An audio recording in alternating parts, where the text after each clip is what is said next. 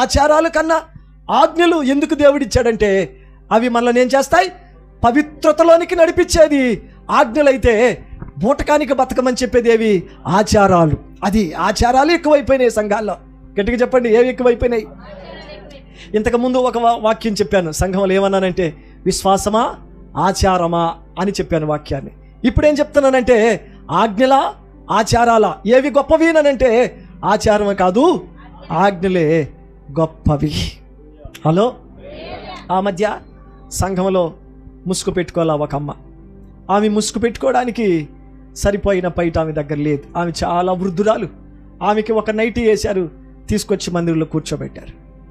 ఆ చర్చికి వచ్చిన వాళ్ళంతా ఎవరిని చూస్తున్నారు తెలుసా? ఆమెను చూస్తున్నారు. ఏం వేసుకోలేదని? ముసుకేసుకోలేదేంటి? మీరు కాస్త గమనించాలా. సంఘంలో నేనేమన్నానంటే ఆజ్ఞలు ఆచారాలు వీటిని తెరగట్టండి. దేవుడి మనకు 10 ఆజ్ఞలు ఇచ్చాడు ఆయన. ఈ ఆజ్ఞలలో ఆయన ఏమన్నాడంటే దొంగిలించవద్దు, నరహత్య, నీ పొరుగు అందేదైనా, అతని భార్య అయినా గుడ్డైనా గాడిదైనా ఆశించబాక, నేను తప్ప వేరే దేవుడు నీ దగ్గర ఉండకూడదు. విశ్రాంతి దినాన్ని మీరేం చేయాలా? పవిత్రంగా పరిశుద్ధంగా దానిని ఆచరించాలా. ఇది ఆజ్ఞలు. ఆయన మనకు ఆ 10 ఆజ్ఞలు ఇస్తే ఒక్కటి కూడా మన దగ్గర పనిచేయదు. కానీ ఏం పని చేశాయి? ఆచారాలు. బ్రదర్ మీరేంటి అలా ఉన్నారేంటి? అసలు మీరు మీ పద్ధతులు ఏం నచ్చలేదు, ఆచారాలు ఇట్టు ఉండకూడదు. ఒకడు ప్లాస్టిక్ షాపులు ఏమంటాడు, ఒకడు సిరి షాపులు ఏమంటాడు. ఏమి వేయాలి మందిరంలో? అసలు షాప్ మీద కూర్చొని ప్రార్థన చేయడం తప్పని ఇంకొకడు అంటాడు. యేసయ్య ఎక్కడన్నా షాప్ వేసుకున్నాడా? యేసయ్య ఎక్కడన్నా షాప్ వేసాడా? చెప్పరా, యేసు ప్రభు ఎక్కడన్నా షాప్ వేసాడా? చాపలేదు ఆయనకే. రాళ్ల మీద మోకాళ్ళ నుంచి ప్రార్థన మరేంది? మరి చాపలేదే. ఎవడికి తగినట్టు వాడు ఆచారాలు తీసుకొని వచ్చి ఆజ్ఞలు ఏం చేశాడు? నేను అన్నానా? ఆయనే చెప్పాడా? 9వ వచనం కదా ఏమన్నాడు ఆయన? బొత్తిగా నిరాకరించారు, ఆజ్ఞలన్నిటిని బొత్తిగా నిరాకరించారు అని ప్రభువు చెప్పుకొని వచ్చాడు. నా ప్రియ క్రీస్తునందు ప్రియ బిడ్డలారా, మీరు వినాలా. స్తోత్రం దేవునికి. మనం ఎక్కడున్నాం? లూకా సువార్త 5వ అధ్యాయం 2వ వచనంలో ఉన్నాం. లూకా సువార్త 5వ అధ్యాయం 2వ వచనంలో ప్రభు ఏం చూశాడు? అక్కడ ఆ సరస్సు తీరమున ఉన్న 2 దోణిలను చూచెను. జాలర్లు వాటిలోండి దిగి తమ వలలు కడుగుతూ ఉంటే ప్రభు ఏమడిగాడు? ఆ వలలు కడుగుతున్న వాళ్ళని మీ దోణిని కొంచెం నాకు ఇస్తారా? అది స్తోత్రం దేవునికి. ఎందుకు? ఏమనిపించింది ఆయనకి? ఈ వలలు కడిగే వాళ్ళు రేపటి కోసము సిద్ధమవుతున్నారు అని. రేపటి కోసం సిద్ధమవ్వాలా. ప్రతి ఆదివారం ఎందుకు మందిరానికి వెళ్ళాలంటే మళ్ళా సోమవారం నుంచి మన పనులు ఉంటాయిగా, వానిలోనికి మనం చొరబడి వెళ్తాం. 6 దినాలు మనకు కలిగిన మురికిని ఏం చేస్తున్నాం? శుద్ధి చేసుకుంటున్నాం. మేము ప్రతి ఆదివారం రామ్ బ్రదర్ చర్చికి ఎప్పుడన్నా వస్తాం. అది కూడా మీ మీద జాలితో, వాళ్ళ కోసం కాదు, సేవకుడి కోసం. నీ కోసం ఎప్పుడన్నా వస్తాంలే, భయపడబాక, ఎప్పుడన్నా వస్తాంలే, పర్వాలే, గోహెడ్, సాగిపోతా ఉండు. ఎప్పుడన్నా కనబడతాం. ఏది అటు వీళ్ళు ఎప్పుడన్నా కనబడితే సేవకుడికి ధైర్యం వచ్చి ఆయన మరింత సేవ చేస్తాడని. నువ్వు కనబడితే ధైర్యం వస్తుందని కాదు, నా యేసయ్య కనబడితే ధైర్యం వస్తుంది. హల్లెలూయా. నా యేసయ్య కనబడితే ధైర్యంగా సేవ చేస్తాం. నువ్వు కనబడితే మేము బలంగా సేవ చేసేది. నువ్వు కనిపించినా నువ్వు కనపరచకపోయినా యేసయ్య కనబడతా ఉంటే సేవను ఏం చేస్తాం? బలంగా ముందుకి తీసుకుని పోతాం. ఆయన నా తట్టుకు రావాలి చెప్పుకోవాలి అందరం. ఆయన నా తట్టుకి, పెద్దగా చెప్పు, మీ చెయ్యి పైకి చూపి చెప్పు, ఆయన నా తట్టుకి రావాలి. దానికి నేనేం చేస్తానంటే చెప్పు, ఏం చేస్తానంటే నన్ను నేను కడిగి సిద్ధపరచుకుంటాను. అది గొప్ప. వింటున్నా? ఎవరు రావాలి మన దగ్గరికి? ఏం చూసి వస్తాడు ఆయన? మనల్ని మనము కడుక్కుంటున్నాగా. అది చూస్తే ఆయన ఏమవుతాడు? మన పక్కకు వచ్చి నిలబడి స్థలమే కొంచెం అంటాడు ఆయన. ఆచారాలతో ఉన్న వాళ్ళ దగ్గర ఉన్నాడు ఆయన. జీవితాన్ని కడుక్కునే వాళ్ళ దగ్గర దేవుడు ఉన్నాడు, ప్రభు ఉన్నాడు. ఆయన నిరంతరం పనిచేస్తూనే ఉన్నాడు. మీరు ఈ పేతురుతో నీ ధోనిని కొంచెం వీమని చెప్పాడే, ఆ పేతురుతో ప్రభు ఇక్కడి నుంచి ఒక 3 సంవత్సరాల తర్వాత పేతురుని ఏం చేశాడో ప్రభు దాన్ని చూద్దాం. యోహాను సువార్తలో మీరు ఈ పదాలు చూడండి. యోహాను సువార్తలో 13వ అధ్యాయం. యోహాను సువార్తలో 13వ అధ్యాయం యోహాను సువార్తలో 13వ అధ్యాయమును 4వ వచనం నుంచి చదవండి. భోజన పంక్తి నుండి లేచి తమ వస్త్రాలు అవతల పెట్టివేసి ఒక తువాలు తీసుకొని నడుమునకు కట్టుకొనెను. అంతటా పల్లెములో నీళ్లు పోసి శిష్యుల పాదాల కడుగుటకును తాను కట్టుకుని ఉన్న తువాలతో తుడుచుటకు మొదలుపెట్టెను. ఇట్లు ఆయన చేయుచు ఆయన సీమోను పేతురు వద్దకు వచ్చినప్పుడు అతడు, ప్రభువా, నీవు నా పాదాలు కడగవద్దు అని ఆయనతో అన్నెను. అందుకు యేసు, నేను చేయుచున్నది ఇప్పుడు నీకు తెలియదు, కానీ ఇక మీదట తెలుసుకుందు అని అతనితో చెప్పాను. ఆమేన్. గట్టిగా హల్లెలూయా. 2 చేతుల పైకి చెప్పాలా? ఆమేన్. మీరు విన్నారా? పేతురు ఏం కడుక్కున్నాడు? వలలను కడుక్కున్నాడు. కానీ ప్రభు ఏం చేశాడు తెలుసా? 3 సంవత్సరాల తర్వాత, 3 ఏళ్ళ తర్వాత ఒక దినం ఆయన శిష్యులకి రొట్టెను ద్రాక్షారసాన్ని పంచుతున్న చివరి దినం. అది చివరి దినం. ఆయన శిలువ మరణానికి పోయే ముందు శిష్యులందరినీ కూర్చోబెట్టి ఆ భోజన పంక్తిలో నుంచి పైకి లేచి ప్రభు తన పై వస్త్రం తీసి నడుము కట్టుకొని ఒక గిన్నెలో నీళ్లు పోసుకొని శిష్యుల పాదాలు కడుగుతున్నారు. పేతురు చూస్తున్నాడు. అమ్మో అమ్మో, ఆయన నా దగ్గరకు వచ్చేలాగున్నాడు. ఇదేంట్రా బాబు నాయనా, ఇదేంటయో, ఈ నా దగ్గరకు వచ్చేలాగున్నాడు. ఆడకు ఆగిపోతే బాగున్ను, వాళ్ళ దాకా ఆగిపోతే బాగున్ను అనుకునే లోపలే ప్రభు ఎక్కడికి వచ్చాడంటే పేతురు దగ్గరకు వచ్చేసాడు. ఆయన గిన్నె పట్టి పేతురు పాదాలను పెట్టి తన చేతితో పేతురు కాళ్ళని తాకాడు. ఆ స్మర్శ పేతురు సహించుకోలేకపోయాడు. దేవా, ఇది నేను తట్టుకోలేకపోతున్నాను.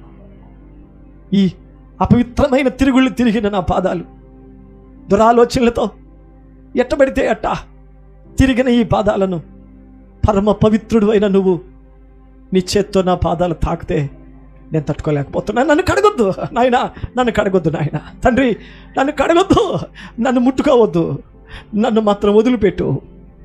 ఈ మాట పేతురు ప్రభుతో చెప్పి ఏం చేశాడంటే నివారింప చేస్తున్నాడు. నా పాదాలను మీరు కడగవద్దు.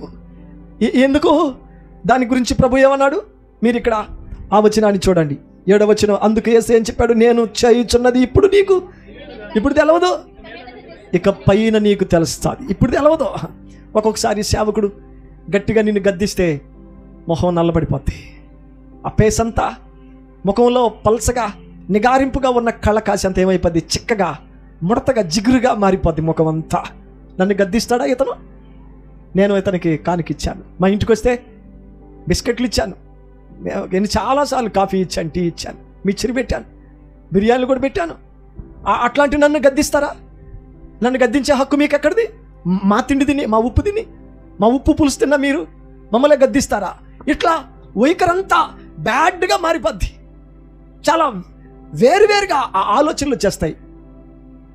కానీ కొద్ది రోజులైన తర్వాత అదే కుమారుడు ఏమంటాడు తెలుసా? ఆ రోజు మా సేవకుడే నన్ను గద్దించకపోయి ఉంటే ఈరోజు నా మెడకి ఊరి తగులుకో ఉండేది. ఆ రోజు మా సేవకుడు గద్దించాడు కాబట్టే ఉచ్చులో నుంచి నేను తప్పించుకోగలిగాను. ఆ రోజే మా సేవకుడు నన్ను నిలదీసి గద్దించాడు కాబట్టే నా నడుముకి తగులుకోవలసిన బంధకాలు ఈరోజు నేను తప్పించుకోగలిగాను. చప్పలు కొట్టి ప్రభువుని స్తుతించాలా? స్తోత్రం దేవునికి. మా సేవకుడు గద్దించాడు కాబట్టే నా మెడకు తగులుకోవలసిన ఉరిని నేను తప్పించుకున్నాను. ఇప్పుడు గద్దించింది ఎందుకో ఇప్పుడు తెలియదు, రేపు నీకు తెలుస్తుంది. అది ఇప్పుడు తెలీదు. ఇప్పుడు నీకు బాధ వచ్చింది, గద్దించారు అనే బాధ లోపల మిగిలిపోయిందే కానీ ఆ గద్దింపు వల్ల నువ్వు దేన్ని తప్పించుకున్నావో తెలుసా? నీ మెడకి తగులుకోవలసిన ఉరిని తప్పించుకున్నావు. దేన్ని తప్పించుకున్నావు తెలుసా? నీ కాళ్ళకు తగులుకోవలసిన ఉచ్చులను తప్పించుకున్నావు.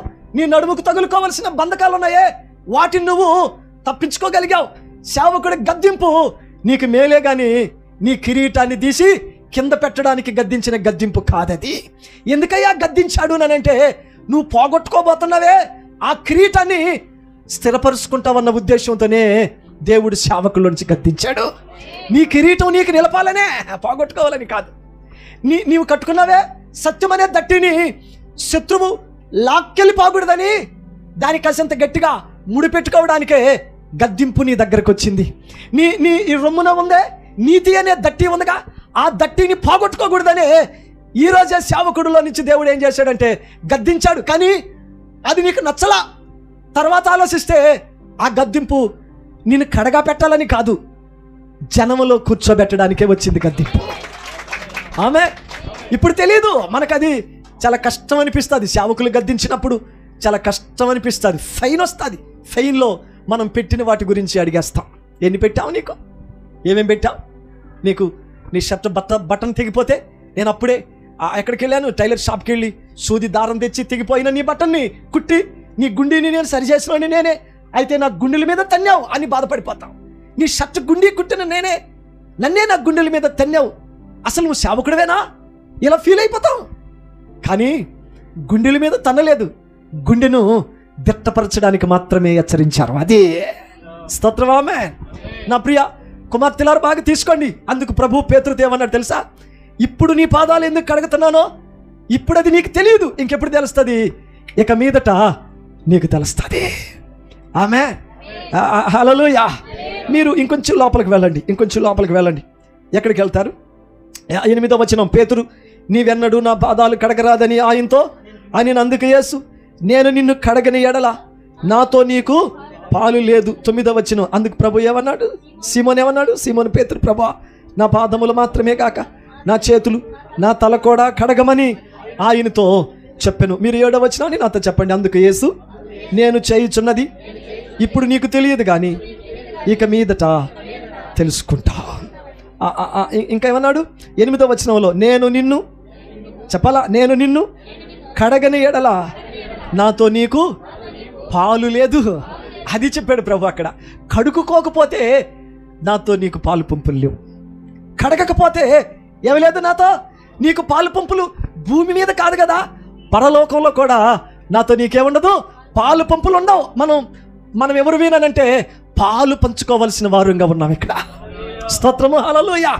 పాలు పంచుకునేది ఎవరు? అన్నదమ్ములు కదా. చెప్పండి, ఎవరు? అన్నదమ్ములు పాలు పంచుకుంటారు. మనం అన్నిట్లలో పాలు పంచుకోవాలా ప్రభుతో. భూమి మీద కానీ శరీరంలో ఉన్నప్పుడు కానీ, శరీరాన్ని విడిచి ఆత్మలో మహిమ దేహంలో ఉన్నప్పుడు కూడా యేసుతో మనం ఎవరమంటే పాలి భాగస్తులవి. అది మనం గమనించుకోవాలా. అందుకే ప్రభు అన్నాడు, నువ్వు కడకపోతే నువ్వు నాతో పాలు పంపులు పొందలేవు. అది చెప్పాడు. మీరు ఇంకొంచెం కిందకి వెళ్ళి చదువుతారా? 10వ వచనంలో ఏమన్నాడు? యేసు అతన్ని చూసి, స్నానం చేస్తున్నాడు పాదాలు తప్ప మరేమీ కడుక్కోవాల్సిన అవసరం లేదు. ఇక్కడ పాదాలు కడగటం అంటే ఏం చేస్తున్నాడు? నడతలను సరిచేస్తున్నాడు. హలో, ఇక్కడ చాలామంది పురుషులు కూర్చోన్నారు. మీకు ఎప్పుడైనా మీ పాదాలు కడిగారా? ఏరే వాళ్ళు మీ పాదాలు కడిగారా? అదేంటి తలకాయలు టోపుతున్నారు? మీ పాదాలు ఏరే వాళ్ళు కడగలా? ఎప్పుడు కడిగారు? భలే చెప్పారా, మీకు బాగా గుర్తుంది. మీకు పెళ్ళయింది కాబట్టి చెప్తున్నారు. అదే మీకు పెళ్ళయింది కాబట్టి ఏం చేస్తున్నారు మీరు దాని గురించి వివరంగా మాట్లాడుతున్నారు. ఒకసారి చెప్పండి, మీ పెళ్ళిలో మీ పాదాలు ఎవరు కడిగారు? మీ బామర్ది మీ పాదాలను కడిగి ఏం పెట్టారు? ఉంగరం కాదు, మెట్టు అంటారు. ఉంగరం అంటే చేతికేసుకునేది, కాలుకేసేదాన్ని ఉంగరం అంటారా? మెట్టు అంటారు. లేకపోతే ఆడవాళ్ళకంటే మెట్లు ఉంటాయి, గొలుసులు కూడా అవి ఉంటాయి. మనం వేసుకోకూడదు ఈ గొలుసులు, అది రాంగ్ అయిపోద్ది మళ్ళీ. అది బ్యాడ్ లెక్, అది కరెక్ట్ కాదు. అది మెట్టు పెట్టారు. ఎందుకు మెట్టు పెట్టారంటే ఈ పెళ్లి కొడుకు పాదాలు కడగబడ్డవాడు కాబట్టి ఆ పెళ్లి పీటల మీద ఇతను వెళ్ళి పెళ్లి కూతురు పక్కన నిలుచుకోవడానికి అర్హుడే, కడగబడ్డాడు కాబట్టి పెళ్లి కూతురు పక్కన నిలుచుకోవచ్చు. ఇక్కడ ప్రభు ఎందుకు పాదాలు కడిగాడు తెలుసా? మీరు పెళ్లి కూతురైన సంఘంలో ఉండడానికి యోగ్యులు కాబట్టి. స్తోత్రం, హల్లెలూయా. మీరు ఆ పెళ్లి కూతురు సంఘంలో మీరు కూర్చోబోతున్నారు, అక్కడ మీరు అక్కడే ఉంటారు కాబట్టి ఏం చేశాడు? ఆయన కడిగి శుద్ధీకరించాడు కదా. మీరు 12వ వచనాన్ని చూడండి. 12వ వచనం, వారి పాదాలు కడిగి తన పై వస్త్రము వేసుకున్న తర్వాత ఆయన మరలా కూర్చుండి, నేను మీకు చేసినవి మీకు తెలిసిందా? నేను మీకు చేసినవి మీకు తెలిసిందా? ఈ ప్రశ్న చూడండి. నేను మీకు చేసింది మీకు తెలిసిందా అని అడిగాడు. ఏ తెలిసిందా మీకు? మీ పాదాలు ఎందుకు కడిగాను? మీరు కూడా ఒకరికొకరు ఇలాగే చేయాలని చెప్పి. ఆమె మీరు కూడా ఏం చేయాలా? ఒకరినొకరు కడగండి. వారి మనస్సుని, హృదయాన్ని వాక్యమని ఉదక స్నానం చేసి కడగండి. కడగడం అంటే తిట్టి కడగడం కాదు. కొందరు ఏమంటారంటే, నేను బాగా కడిగేసాను, నాకు కోపం వచ్చిందే, మా ఎత్తని నిలబెట్టి శుద్ధం కడిగేసాను, మా మామని శుద్ధం కడిగేసాను, మా భార్యను కూడా చిన్నం కడగల, మాటలతో తిట్లు. ఇది కాదు ప్రభువు చెప్పింది, అలా కాదు ఆయన కడగమని చెప్పింది, అటు కాదు. ఏం చెప్పాడు? మీరు ప్రేమ కలిగి సత్యమును చెప్పండి అని చెప్పాడు. హల్లెలూయా. ఏం చెప్పాలా? ప్రేమ కలిగి సత్యమును చెప్పండి. ఇంకొక మాట అన్నా, మన బంధువులవి మనందరం ఒక దగ్గరకు పోగుపడి ఒకదాన్ని కడిగేస్తాం. ఏమిటది? బంధువులందరూ దాని దగ్గర కడగరు.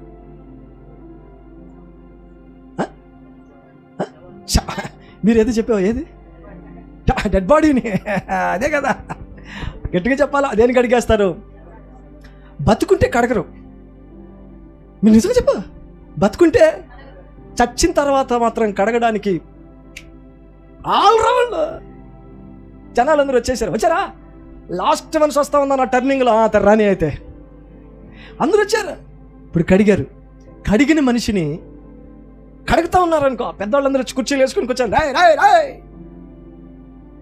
నీళ్ళు కిందని ఇట్ట కడగరా, కిందకి పై నుంచి కిందకి పైకి వచ్చారు. రాయ్ ఎవరు నీకు చెప్పింది పద్ధతిలా? తిరకరా మళ్ళీ ఈ పక్క నుంచి పోసుకోవాలి.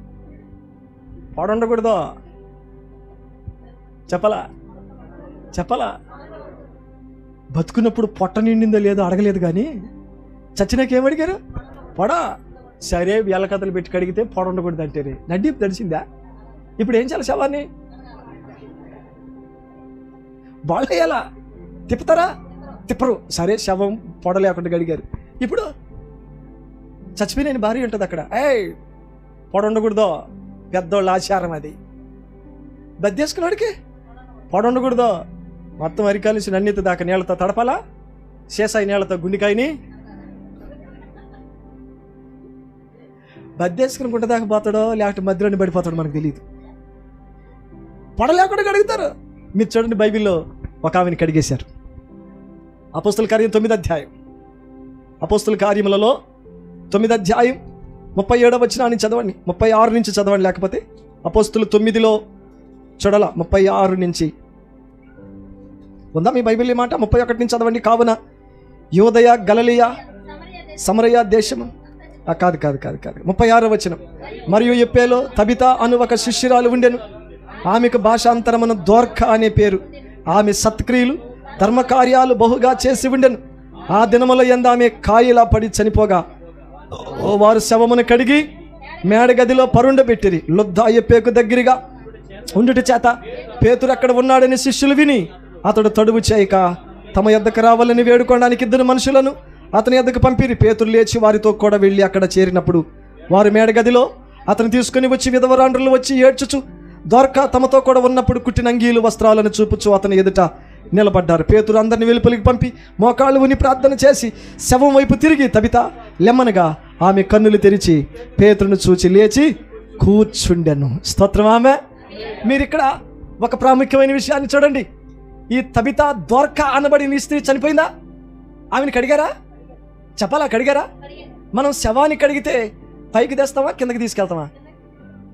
పైకా కిందకా? కడిగిన దగ్గర నుంచి కిందకి. ఒకవేళ పైకి తెస్తే అరుస్తారు. ఎక్కడ ఎవరు వీళ్ళంతా? పెద్దల ఆచారం పైకి తేకూడదు. ఎక్కడ పోవాలా? కింద పోవాలా? బతుకున్నప్పుడు కిందకే దోసేస్త్రీ, క్లాసులో చదువుతున్నా కిందకి నెట్టేస్త్రీ. వాణి కరువు పనికి పోతుందంటే ఆడ కూడా మాస్టర్లు వేయడంలో తగ్గించేసి కిందకి నెట్టేస్త్రీ. మకతాపల్లికి నీళ్ళు పోతారు, 200 రూపాయలు పనికి ఎట్టేటోళ్ళని తోసేస్తారు. లోన్లు మీరు ఎత్తుకునేస్తారు, బాకీల మీద నోటేసి అప్పుడు తోసేస్తారు. మన పని ఏంటంటే మనిషిని పైకి ఎక్కిరా. నీవు బతికినప్పుడు కిందకా నెట్టేస్తారు. ఇప్పుడు కూడా పంపించారు, కిందకి వెళ్ళిపోయింది. కానీ ఇక్కడ ఏం చేశారు తెలుసా? కడిగి పైకి ఎత్తుకెళ్ళారట. మీ వాక్యంలో చూడండి, ఆ మాట ఉంటుంది.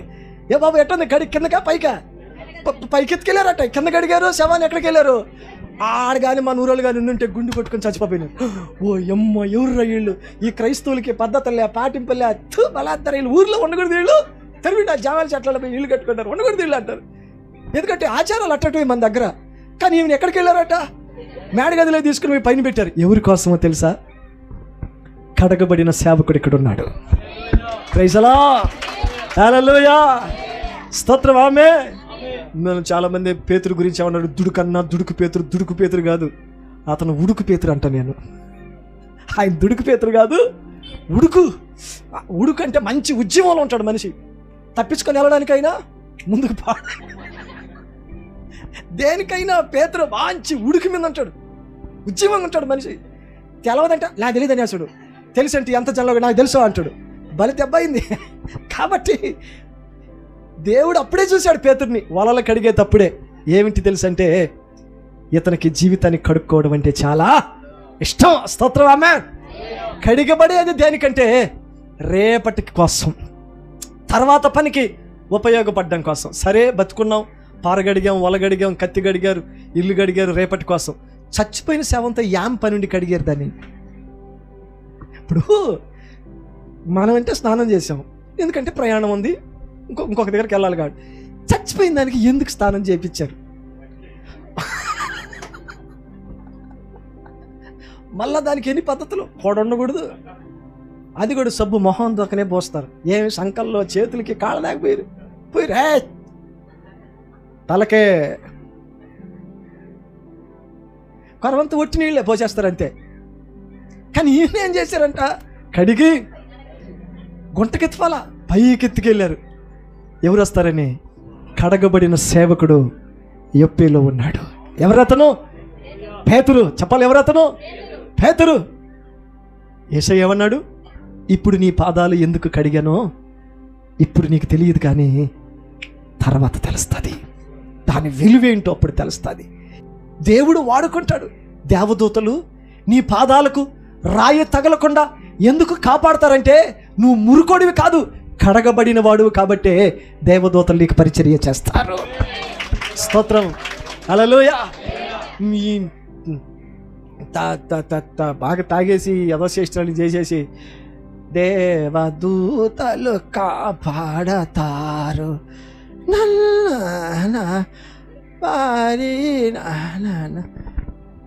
కాపాడతారు.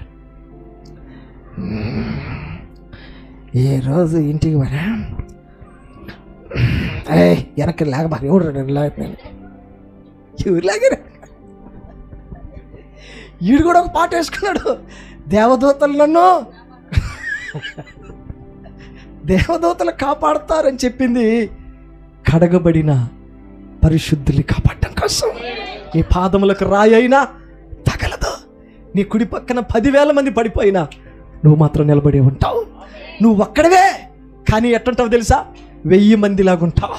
నువ్వు అక్కడవే 1000లాగుంటావు. నీ పక్కన ధనవంతులే బాగా విలసిల్లినట్టుంటారు, కానీ కడగబడ్డవే నువ్వేమవుతావో తెలుసా? పరిమళ వాసన వస్తావు. దేవుడు నీ మీద ఆనందపడుతుంటాడు. ఆయన నీ ద్వారా దేవుడు అద్భుతాలు చేస్తాడు. నీకు జరుగుతాయి, నీ ఎదుటోళ్ళకి కూడా జరుగుతాయి. నీకు జరుగుతాయి. నువ్వు ప్రార్థన చేస్తే ఎవరికి జరుగుతాయి? నీ పక్కన వాళ్ళకి కూడా జరుగుతాయి. ఎందుకంటే కడగబడిన వాడువు కాబట్టి. స్తోత్రం. హల్లెలూయా. నేను దాసన్న ఆ సాక్ష్యం చెప్తున్నప్పుడు నేను వెళ్ళిపోతున్నా లోపలికి ఆలోచిస్తూ, కడగబడితే వైద్యుడా నీకు జరుగుతుంది, నీ ఎదుటోళ్ళకి కూడా జరుగుతుంది. ఇవి మీ పక్కన చెప్పాలా మాట. మనం కడగబడితే మనకు జరుగుతాయి, మన వల్ల పక్కన వాళ్ళకి కూడా జరుగుతాయి. మన ప్రార్థన మనకు పనిచేస్తుంది, మన పక్కన వాళ్ళకి కూడా. కానీ మురికిగా ఉంటే నీకు పని చేయదు, నీ పక్కన వాళ్ళకి కూడా పని చేయదు. నీ అర్థమైపోతావు అక్కడ. అందుకే ప్రార్థనలో రగిలిపోవాలి, ఆరిపోబాక రగిలిపో. ప్రార్థనలో రగులుతూ ఉండు. దేవునితో చెప్పు, దేవా నన్ను కడగండి, రేపటికి నన్ను సిద్ధపరచండి. తబితాని కడిగారు, పైకి తీసుకెళ్లారు. పేతురు వచ్చి ఏమన్నాడు తెలుసా? నిన్ను కడిగింది గుంటలో పెట్టడం కోసం కాదు. చాలామంది పాపంలో మరణించి గుంటలో పడిపోబోతున్నారే, వాళ్ళందరినీ నిలబెట్టడం కోసం నీలాంటి బిడ్డలు బతికి ఉందరు కాక, నీలాంటి వారు బ్రతుకుండాలి. అది ప్రభువు చెప్పాడు, పేతురు ద్వారా పలికించిన వైనమని మనం గమనించాలా. నేను ముగించానంటే ఇంక అంతే, అయిపోయినట్టే విషయం అంతే. మీరు భోజనానికి వెళ్ళొచ్చు, కాకపోతే ఒక వచనం చదివేసుకొని వెళ్ళొచ్చు. అది చదవండి. కీర్తనలో 51వ కీర్తన 2వ వచనాన్ని చదువు పెట్టండి. 51లో 2వ వచనాన్ని చదవ.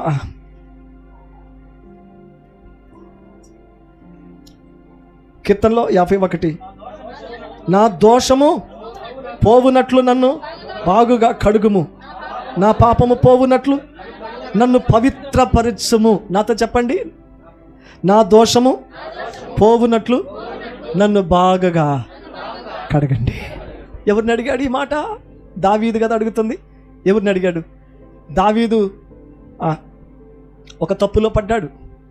ప్రతిసారి దావీదు తప్పులో పడ్డాడని చెప్తా పోతుంటే నాకు నచ్చదు. చాలామంది దావీదు ఊరియా భార్యని పనిచేసాడు, ఊరియా నరిమై, ఆయన ఏదో వన్స్ అపాన్ ఏ టైం సంథింగ్ రాంగ్, ఒకసారి ఏదో జరిగింది, ఒక్కసారి జరిగిన దానికి ఎంత బాధపడ్డాడు తెలుసా? నన్ను కడుగు అని చెప్పాడు. ఇది వ్యభిచారం పైన జరగదు. ఎక్కడ జరుగుతుంది? లోపల పుట్టి పైన జరుగుతుంది. చెప్పాలి ఎక్కడ? లోపల పుట్టి పైన జరుగుతుంది. ఇప్పుడు పైన కడిగేసారా, లోపల ఎవరు కడుగుతారా కదా? ఇప్పుడు దావీదు అది అడుగుతున్నాడు. ఎవరిని? తనకంటే ముందు ఆ ఇంట్లో 6 మంది అన్నదమ్ముళ్ళు పుట్టున్నారు. దావీదు 7వ వాడు. ఆ ఇంట్లో యెషయా కుమారులు 7 మంది అయితే లాస్ట్ వాడు దావీదు. ఆ ముందున్న 6 మంది దగ్గరికి వెళ్ళి అన్నలతో, అన్నా నన్ను కడగండి, అన్న పెద్దన్న చిన్నన్న నన్ను కడగండి. దావీదు కడగమని తన అన్నదమ్ముల దగ్గరికి వెళ్ళలేదు. ఎందుకంటే వాళ్ళ హృదయము వాళ్ళే కడగలేరు. నీ హృదయం కడగడం ఎప్పుడు సాధ్యమవుద్ది? నన్ను కడుగు అని దావీదు ఎవరిని అడగలేదంటే తన తల్లిదండ్రులను కూడా అడగల. అది కూడా జరగలేదు. కానీ ఎవరిని అడిగాడు తెలుసా? మనుషులందరినీ కడగ సమర్థవంతుడు దేవుడిని మాత్రమే అడుగుతున్నాడు. ఆయన నన్ను కడుగు, శుద్ధి చేయమని దేవుని సన్నిధిలో ప్రాధేయపడి బలంగా అడుగుతున్నాడు. మనం కూడా అడగద్దా? చెప్పాలా? అడగాల? మనం ఏమడగాలి దేవుని దగ్గర? నన్ను కడిగి నా దోషము పోయేటట్టు నన్ను కడిగి శుద్ధి చేయి. జబ్బు పొమ్మని కాదు, దోషము పోవాలా. చెప్పు ఏది పోవాలా? జబ్బు పోవడానికి డబ్బు ఖర్చు పెట్టు, దోషం పోవడానికి హృదయమును దేవుని దగ్గర నీళ్లు పారిపోసినట్టుగా హృదయమును కుమ్మరించు. అప్పుడు దోషం పోద్ది. అక్కడి నుంచి డబ్బుతో దోషం వెళ్ళదు. పశ్చాత్తాపంతో ఏమవుద్దంటే దోషం మనల్ని వదిలి వెళ్ళిపోద్ది.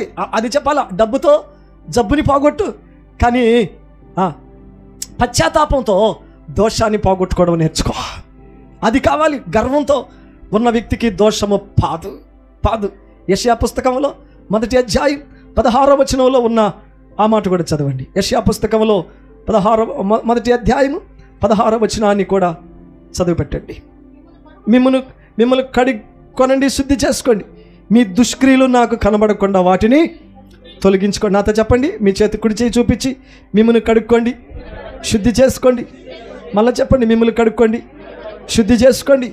ఇంకొకసారి, మిమ్మల్ని కడుక్కోండి, శుద్ధి చేసుకోండి, మీ దుష్క్రియలు నాకు కనబడకుండా వాటిని తొలగించుకోండి. ఆమె హల్లెలూయా. నా ప్రియ సంఘ బిడ్డలందరికీ చెప్తున్నా, ఏం చెప్పాడు ప్రభు అక్కడ పేతురుతో?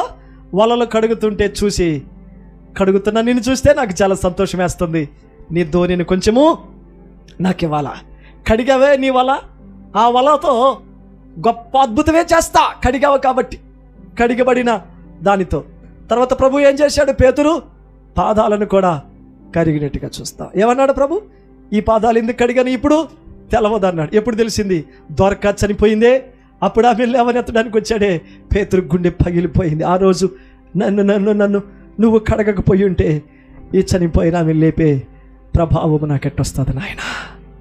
నేను వలను కడిగాను చేపలు పట్టడానికి, నువ్వు నన్ను కడిగావు మనుషులు పట్టే జాలరుగా చేయడం కోసమే. నాకు వల కడగడం తెలుసు, వల సముద్రములో ఉన్న వాటిని పట్టడానికైతే నా హృదయం లోకములో ఉన్న నశించిపోతున్న ఆత్మలు పట్టడానికి హృదయం అనే వలగా మార్చిన నా దేవుడివి మీరే ప్రభువా, మీరే. అది మనం గమనించాలా. ఇప్పుడు ఆ లూకా సువార్తకు వచ్చి ముగించండి. ఎన్నో వచనం చదువుతారంటే 10-11 వచనాలు. అలాగున సీమోను కూడా పాలివారైన జబదేయ కుమారులుగా యాకోబు యోహాను విస్మయమందిరి.